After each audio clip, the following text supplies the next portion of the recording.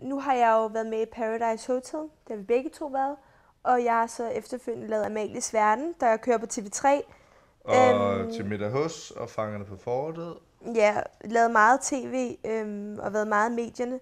Og det betyder jo også, at der er rigtig mange journalister, som ringer til en og er rigtig interesseret i, hvad man går og laver, og ens liv, og fanger en på gaden på de forkerte tidspunkter. Er det noget, jeg skal vide nu, skat? Nej, okay. Det er der ikke. Og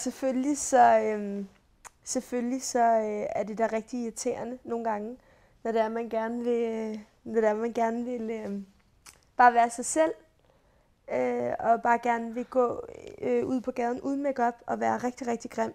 Det kan man ikke rigtig tillade sig mere, fordi at folk de snakker altså, og folk kan finde på at ringe til pressen, hvis der man står på et eller andet sted i København og laver og snakker med en eller anden, eller er pissegrim, eller så kan pressen godt finde på at snuse lidt. Og det nogle gange så har man lyst til at sige skrid.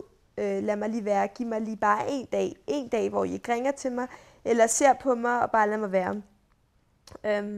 Og det kan jeg godt mærke nu. Jeg havde det ikke så meget Paradise Hotel, fordi at, jeg kunne godt lide det, og jeg kan stadig lide det, men det er nu, at man mærker bagsiden af medaljen, synes jeg. Det er nu, man virkelig mærker det, at det faktisk er rigtig hårdt at være kendt. Og lille busser.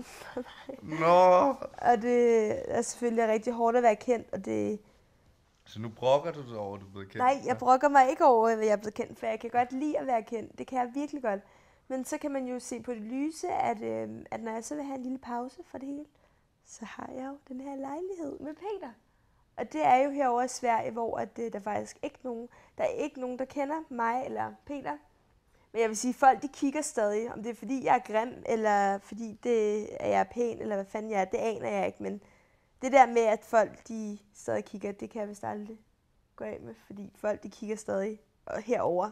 Lidt sjovt, lagde jeg mærke til i går, da vi var ude og handle ind til aftensmad, der lagde jeg mærke til, at folk de kiggede. Men det gør de jo, åbenbart. Ja. Yeah. Altså. Men ellers så er der jo selvfølgelig altid noget bagsiden af det hele. Altså der er selvfølgelig altid noget. Nå, er du færdig med at snakke? Ja, bare videre. Jeg er fuldstændig glad, hvad folk tænker. Fordi jeg ved, hvordan jeg selv er, og jeg ved, at Amalie hun har samme holdning. Så for min skyld, så må folk snakke alt det, de vil. Det vigtigste er bare, at de snakker om mig og Amalie. Nej. Jeg vil så sige, at jeg er en pige, som der giver en fuck, hvad folk skriver og siger om mig. Det er rigtigt. Men når det kommer til tøj og hår og makeup, der er det meget vigtigt for mig, at folk de synes ser lidt op til det.